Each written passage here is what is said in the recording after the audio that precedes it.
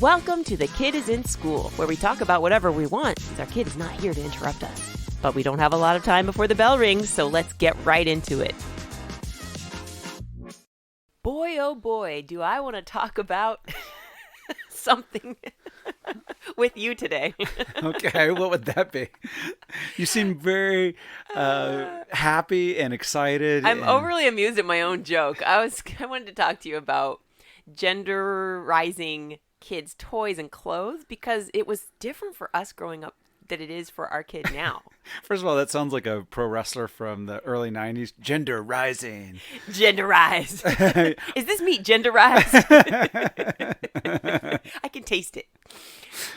Because I was just thinking about how our daughter likes to wear blue. That's her favorite color. And so whenever I'm shopping for clothes, I end up wandering over to the boys section because there's not enough blue in the girls section. And for a while, she was really against unicorns and pink stuff. Yeah, well, the funny thing about that is pink and blue are signified as the girl and boy colors. Mm-hmm. Pink is for girls and girly things. Especially if you're painting a baby's nursery. Yes. If you're going to have a girl, you paint it pink. If you're going to have a boy, you paint it blue. Right. And that's not even true throughout history. Like up until like the 1940s. Really? It was blue was for girls and pink was for boys. What? Blue was seen Why? as more delicate. Pink was more masculine and more in a stronger color. I mean, maybe because your face turns pink when you get angry. I mean, mine doesn't. Yeah, well, at least mine turns blue when I hold my breath. At least all the white people in charge of things, their face turns pink. It's another white supremacy imbued norm. It's something where, first of all, even the fact that we call it pink, is you could call it light red. If you have blue and light blue, it's light red essentially. Oh, that's so weird. You're right. Why does it have its own name? But light blue. Well, Crayola tried to teach me about cornflower, but I always rejected that. Well, that sounded like a food. Sure. Well, Crayola has a lot of different colors, and there's technically a lot of different color names for different colors, but just the general colloquial way of saying no one ever things, says light red. Nobody says light red, and so that flipped at some point, and then by the 1940s, essentially, it was okay. We're flipping the standard, and it was like retailers doing it. They decide, probably money wise. That's so crazy. And yeah, because even before that, they had too much pink bolts of fabric, and they were like, who buys more stuff is women. So let's start marketing this to the ladies. And so it seems like it's something where it seems like, oh, it's always been this way. Pink has always been for girls.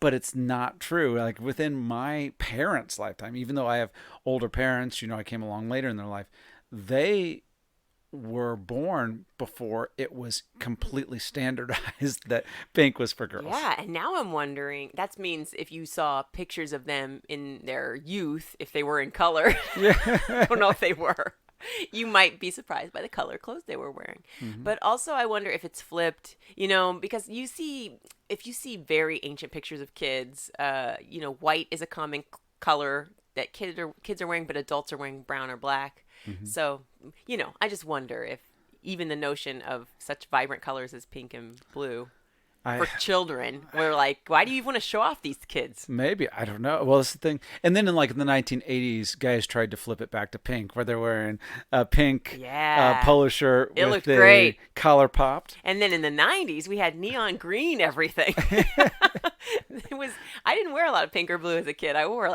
fluorescent orange and hot pink. Yeah, but which one was for boys and which one was for girls? Was the hot or the fluorescent green for girls and the bright orange for boys? That's the beauty of it. If you ever watched Wild and Crazy Kids, you knew that they changed outfits each episode. So sometimes they'd all wear that color.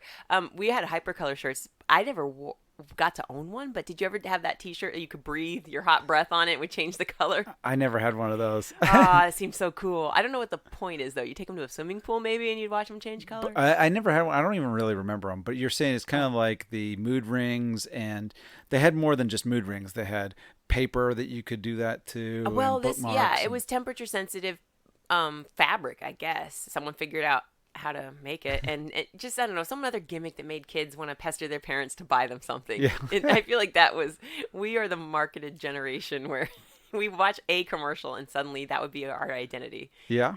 We beg our parents. Well, there was on Transformers, there was something similar to that, where they have a decal on them that you don't know what it is. So you don't know if they're a good guy or a bad guy. And then you would put your thumb on it, and then the heat would cause the color to change, and then you would see, is it a Decepticon or is it an Autobot being the good guy? Wow. And so that feels like an early experiment to teach about skin color, because if the shape is the same and you really can't tell the difference. Well, it was not the colors. It was just the symbol. The symbol is different. Yeah. And did you hope to get a villain, or did you ever decide? Well, we kind of knew ahead of time, so I don't know why they had it where, be surprised by it. It's like we already kind of knew when you bought the toy. You knew Optimus Prime was the leader of the good guys. Okay, so you knew by the shape who was. Yeah, it probably was more when you're getting down to the characters nobody's ever heard of or weren't in the show.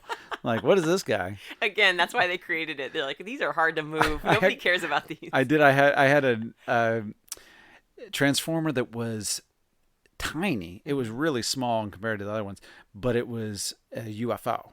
And so, cool. You don't know. That guy didn't show up in the show, or at least I don't remember him. So then you had to press and go, oh, he's an Autobot. That's very cool. Now, I had a doll who was not, I don't think she was a Barbie, but she was a similar size.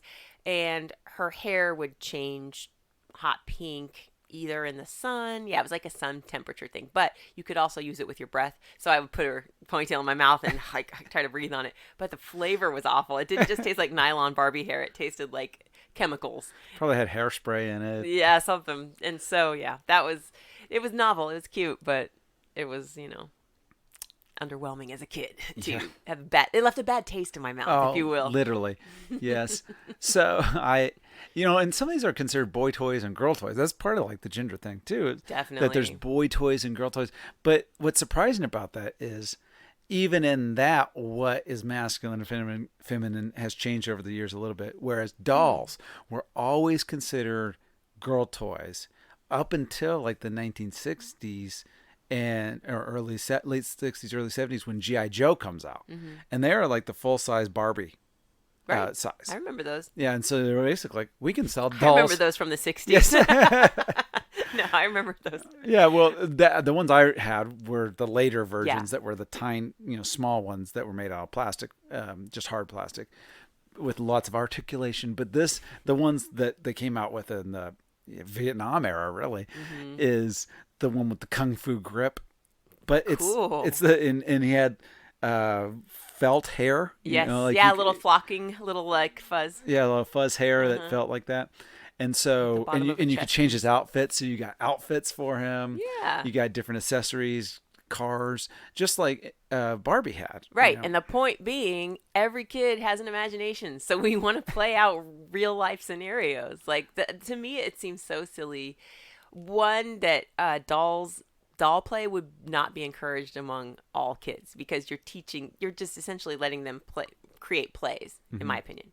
But yeah, I think the kind of dolls that were shoved my way were babies, and it's like, don't you want to be a mommy? And I mean, yes, I did. Yes, you loved them.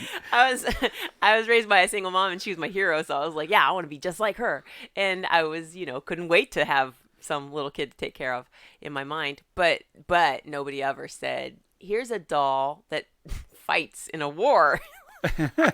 Here's a doll that drives a truck, and I never made my dolls do that. Yeah. Even my poor Ken in my Barbies, he was always doing what the Barbies wanted to do. Well, sit around and eat cake, I guess. By the time we're hitting the 80s and 90s, they did have female G.I. Joes. Cool. So I don't know if they had those in the 60s and 70s, but 80s, 90s they did. They had G.I. Jane, essentially. Oh yeah, of course. Why didn't I know that? They had the movie G.I. Jane, but they had.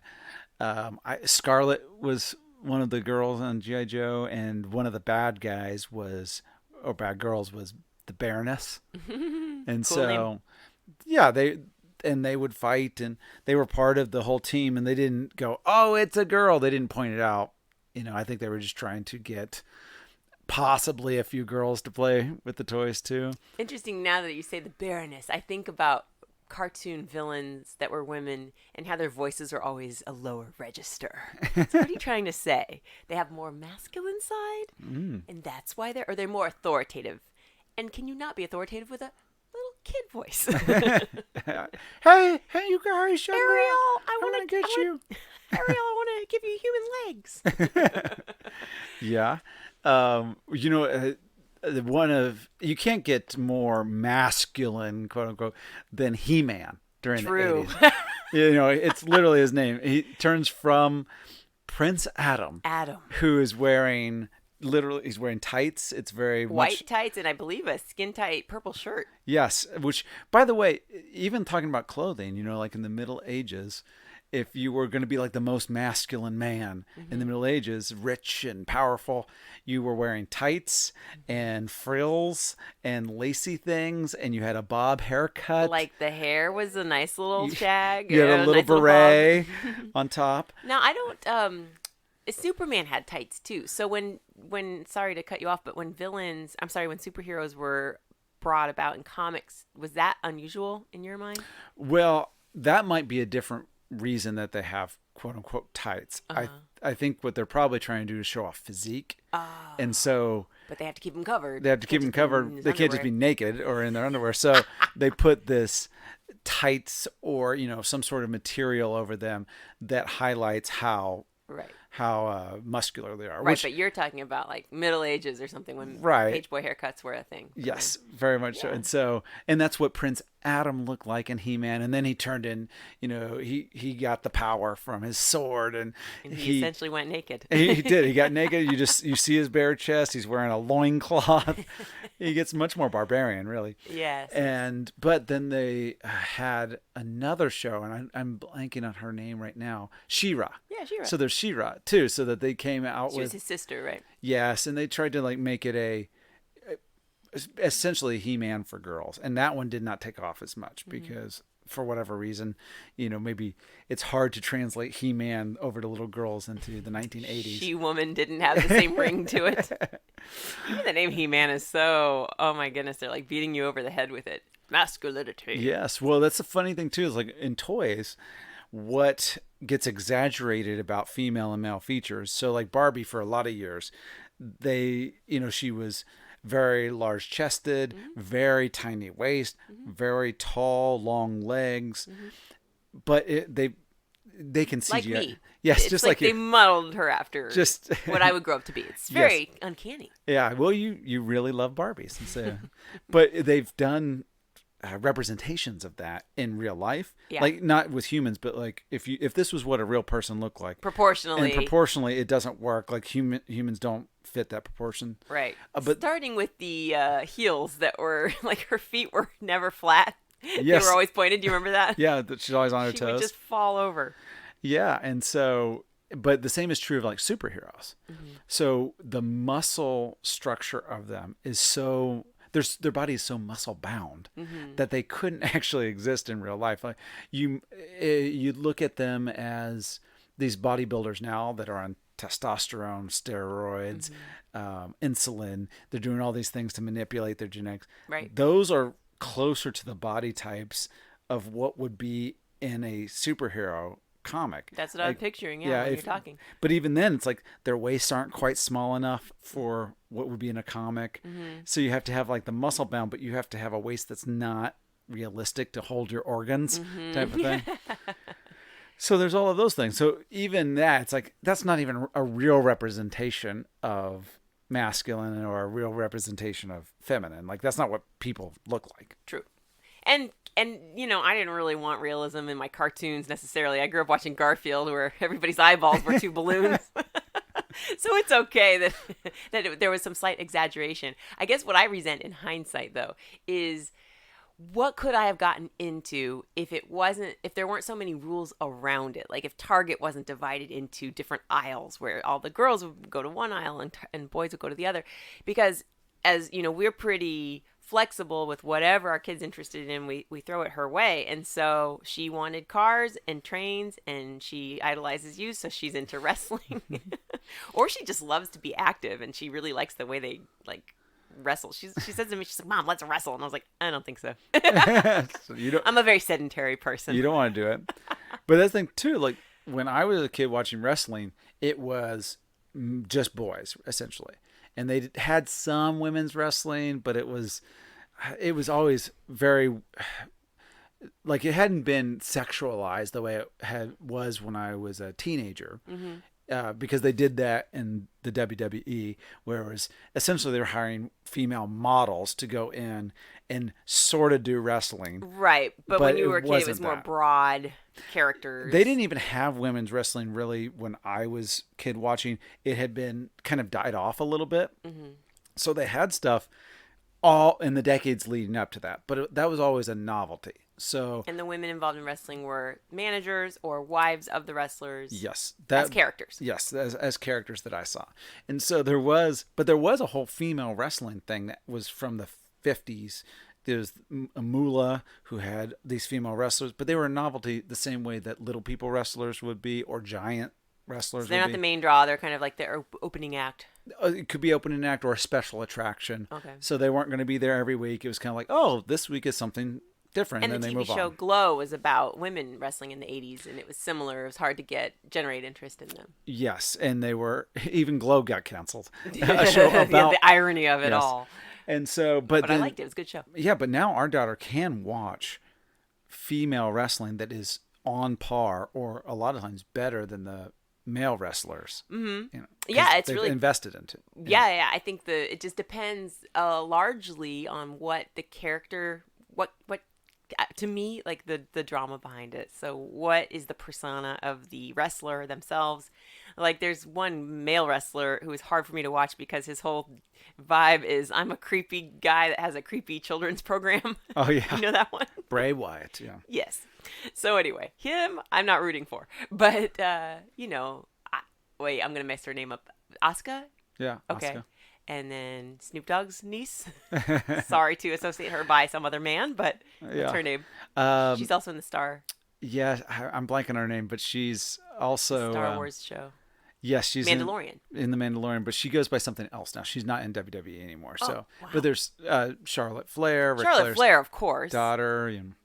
Anyway, yeah. It's so pointless for me to just tell you the names of the people I know, but all of them set themselves apart. Even my favorite one, whose name I always forget, has Sasha Banks was the Sasha Banks is the one I was forgetting. But the woman with the day glow braids that she always whips them around. Naomi. Love Naomi. Yeah, I don't think she's in WWE anymore either. So well, anyway, but the point even with that is that there are multiple places that women can go now and have a similar career as what they have in WWE. Where it was rare that WWE even had women's matches. It was essentially just to show off model figures. Yeah. And they could be in the ring for 2 or 3 minutes. They come out, they show off their attractiveness, and then they leave, basically. Yeah, or their sexuality, I guess. That's what was so attractive about them. And now revealing outfits and these stuff. women are headlining WrestleMania with real wrestling matches. Because they're allowed to do the real thing that's actually cool. And I really wouldn't want to see people who weren't skilled in throwing themselves around the ring to throw themselves around the ring. They would just get hurt. It's like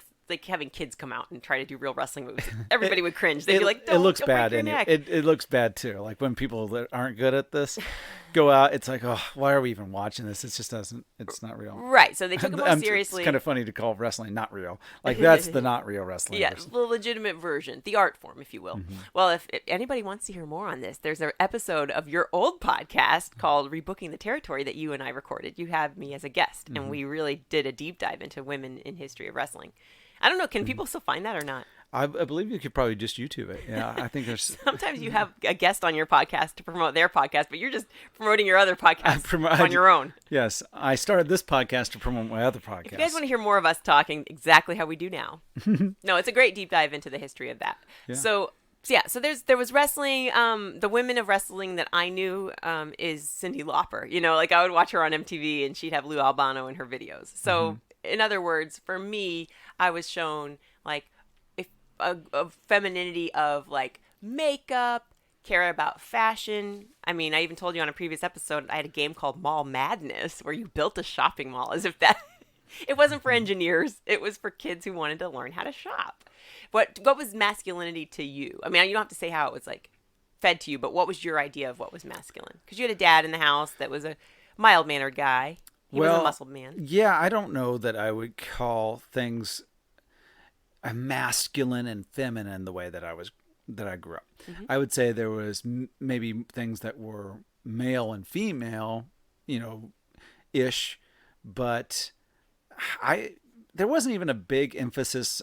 I remember having a babysitter once when I was about kindergarten age, maybe, five-ish, that brought Barbies over and we played with those, and no big deal. And it wasn't thought of in the household of like, oh, what's he doing? Is he going to be messed up because of that? I played with him that day and it was fine and nobody cared.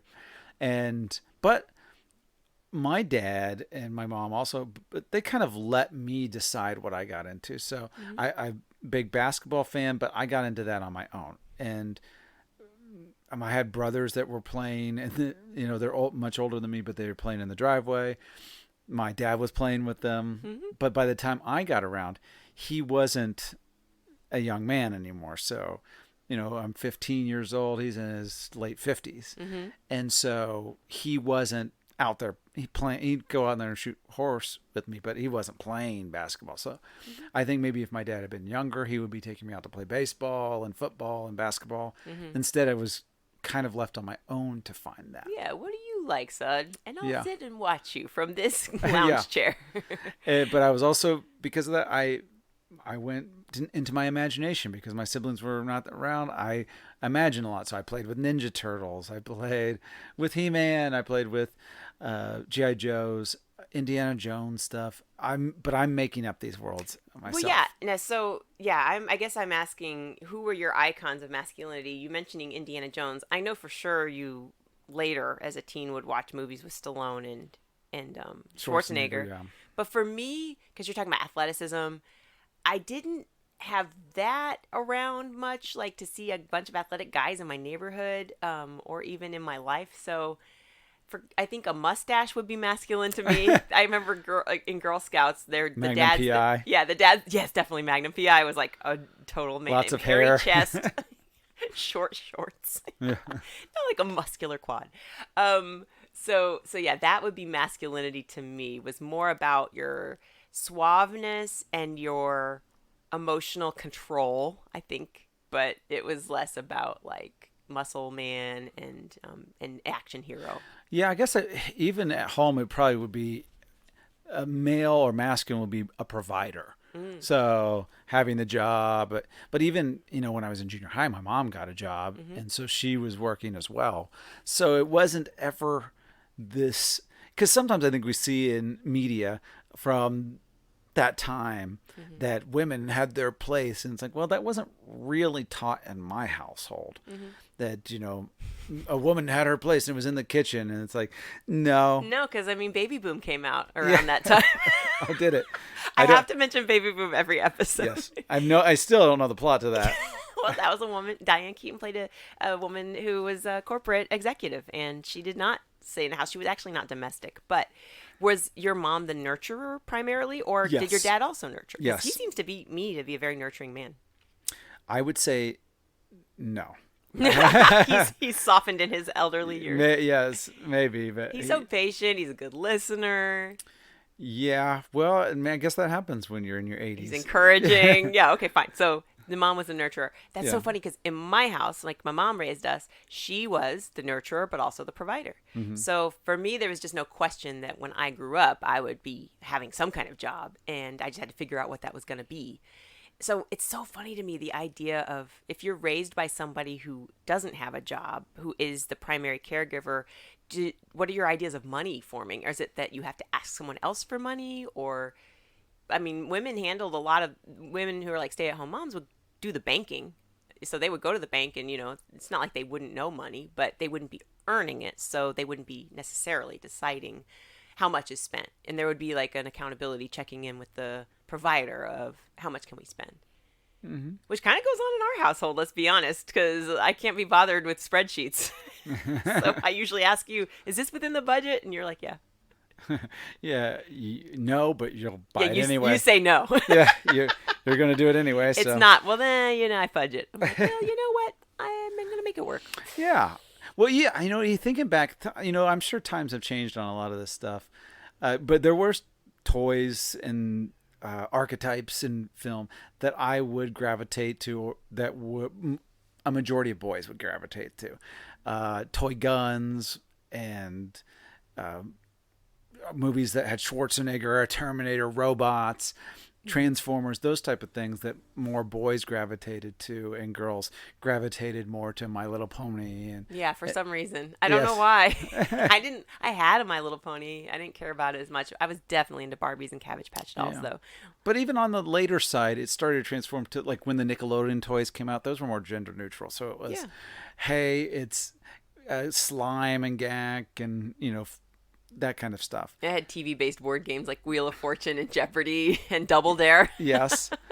And they, a TV kid. But even that, they tried to make, and we kind of alluded to this earlier, and I specifically spoke about this, but they had stuff like there was the Easy Bake Oven, but they tried to make a boy version, which was like creepy crawlers that you just made bugs and spiders and things. You see boys in the commercial. I mean, there's a girl at the end who's like creeped out by the bug that they made. But it's essentially the same toy. And what kid doesn't like snack cakes? I mean, come on. Yeah, and he should have loved the Easy Bake Oven. And maybe they still do all this stuff for kids, but I know for our daughter, she likes wrestling and wrestling figures a little bit. She doesn't love them. She really is more into, and she's only 5, into magnetiles and things that are building, constructing. Yeah, she's a Legos. Math-minded kid. Those type of things those are gender neutral. Nobody cares one way or another. For sure. Well, I have to go back because I didn't finish asking this question. Are you, as an adult, the man that you pictured,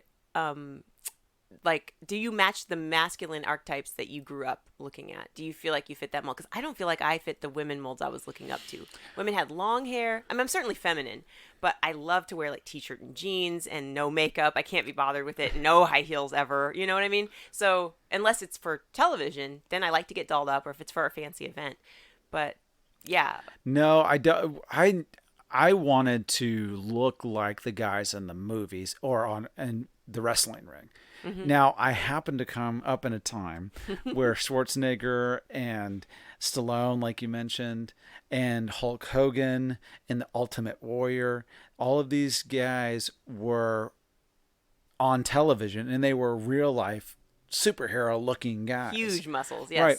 And so I went to the gym when I became a teenager. I've gone to the gym ever since, but like, it's something where it didn't dawn on me that these guys were on performance enhancing things. So you never dabbled in the drugs. No, but I never was. Could I have a physique maybe a little different than what I have now? Probably, yes. If I was really regimented with my diet and worked out even harder than I do, sure, I probably could.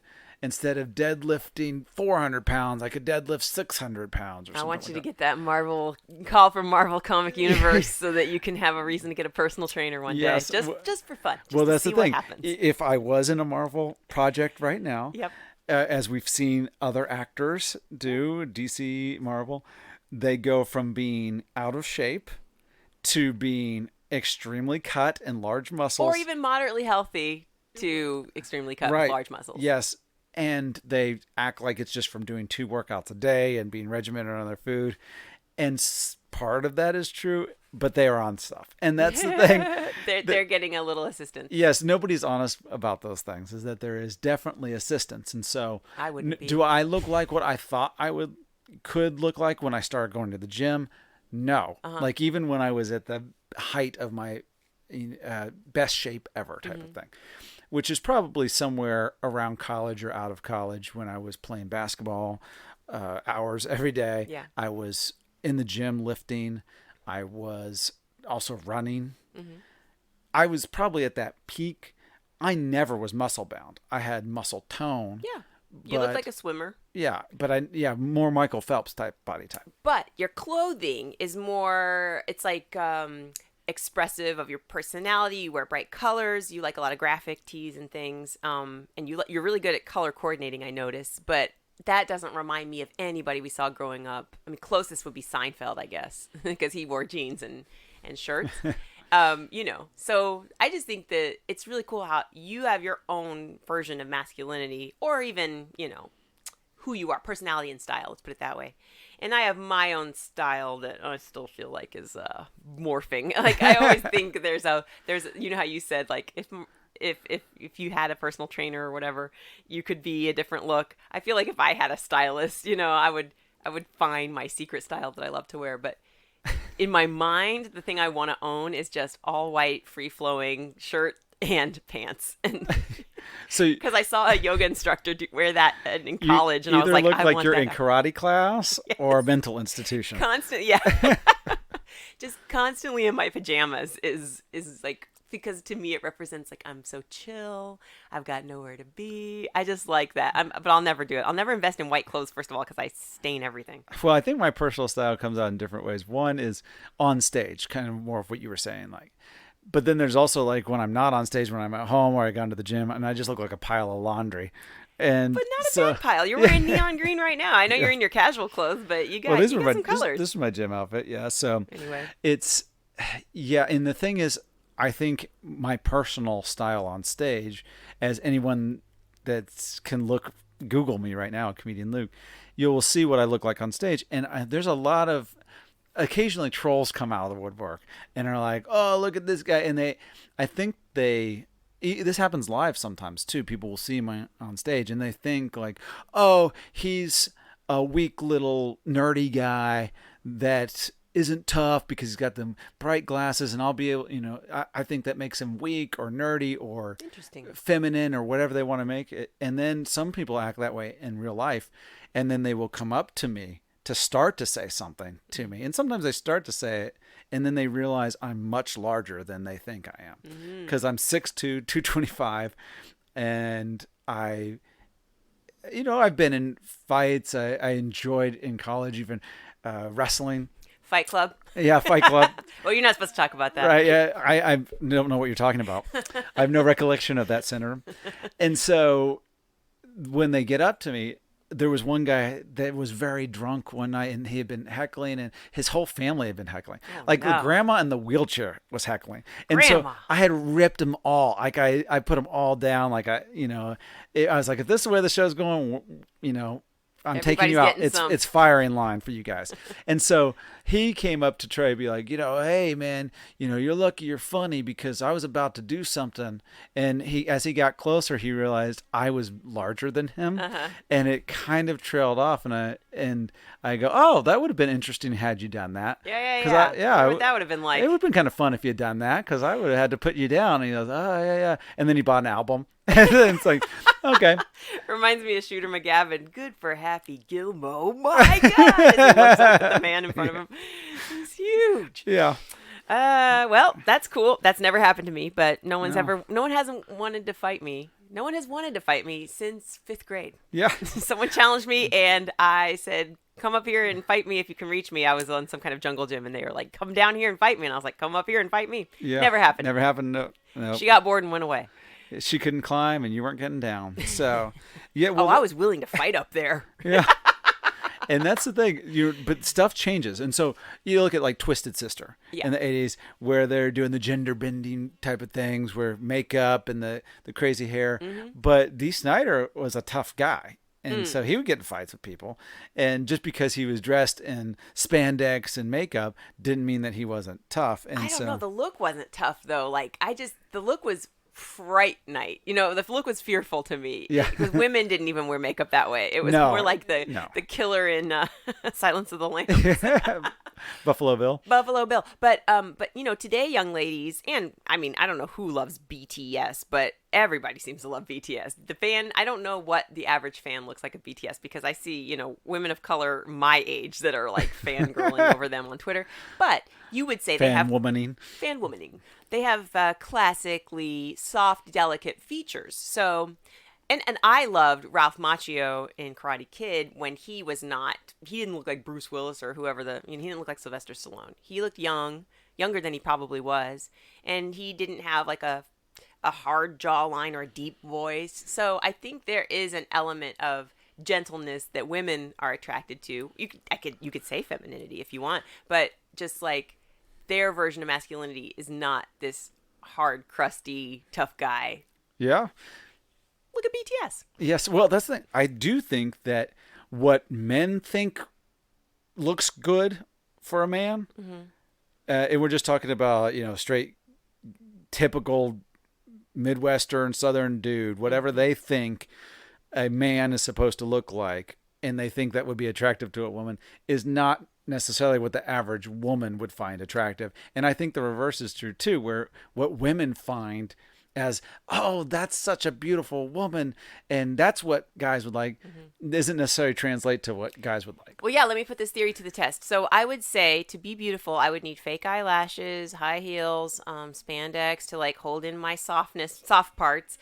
Now, for you, does that just look like a dish that's hard to figure out how to eat? You know what I mean? Like, it's like, what am I doing here? How do I unwrap this? Or is that like, hubba hubba, I want to dive right in? Well, what you have just described, which sounds like a Spanx ad. So I don't know.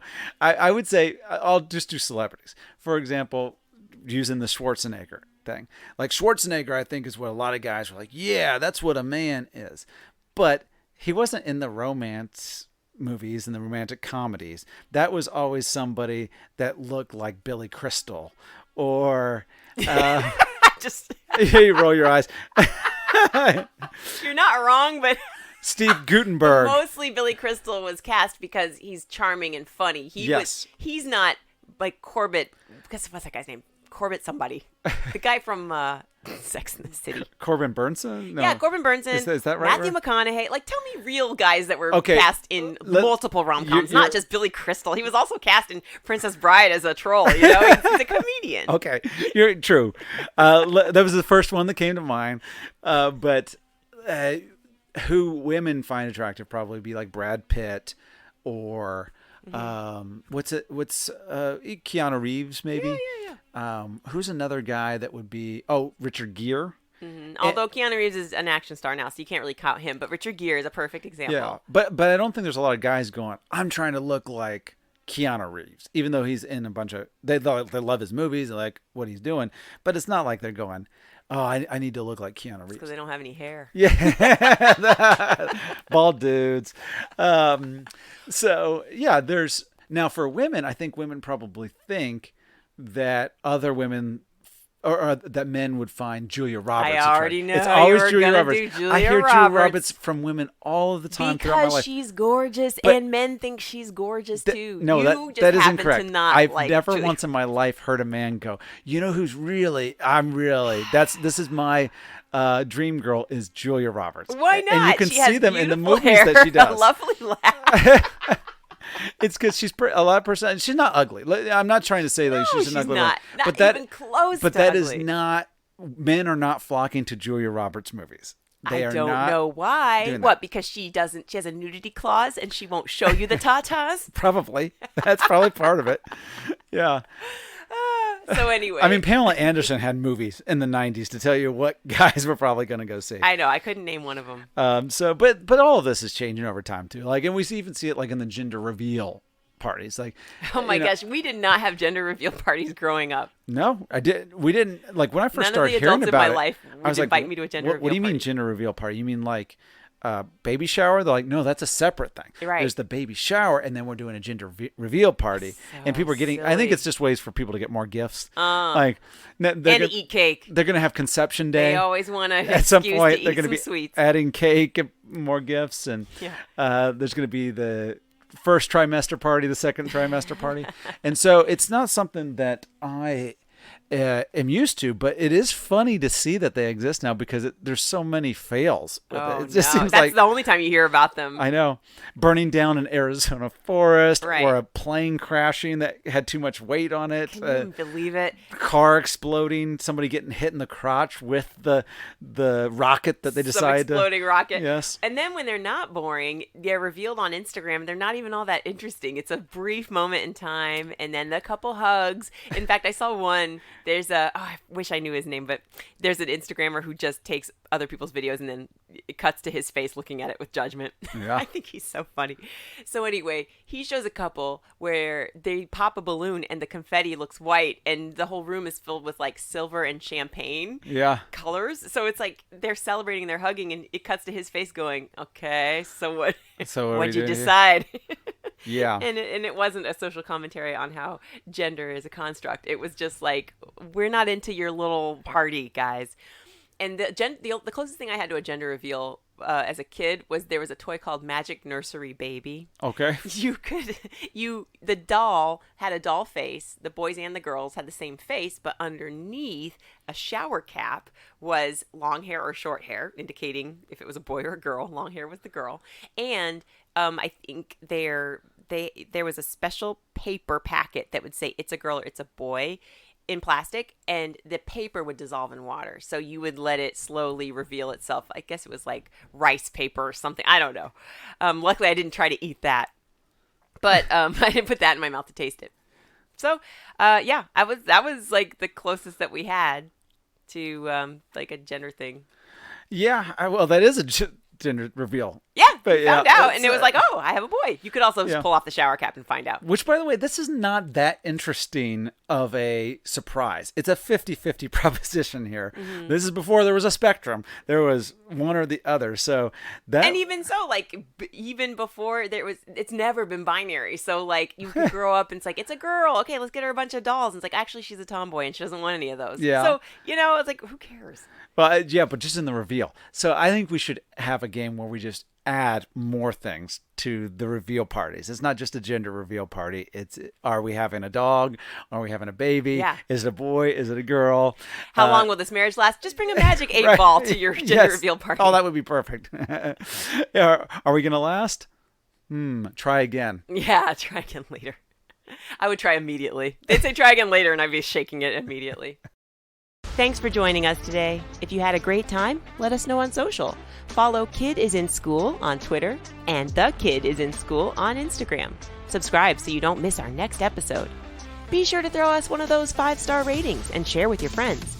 Oh, and do it quickly before the kid gets home.